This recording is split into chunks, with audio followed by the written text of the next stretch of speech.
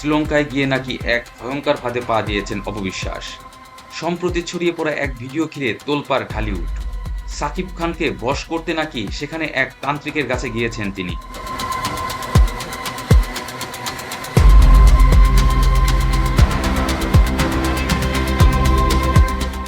ভিডিওতে দেখা যাচ্ছে এক তান্ত্রিক মুখ ভর্তি দাড়ি। তান্ত্রিক দেখাচ্ছে তার অতিভৌতিক জাদুর খেলা। কিন্তু নাটকের আসল মোড় আসে ঠিক তখনই। হুট করেই তান্ত্রিক চেপে ধরে অপবিশ্বাসের হাত।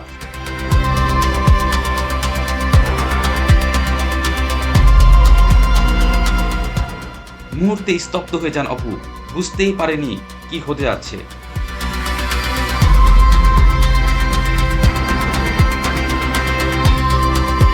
তাহলে কি সাকিব খানকে জাদু করার খবরটাই সত্যি?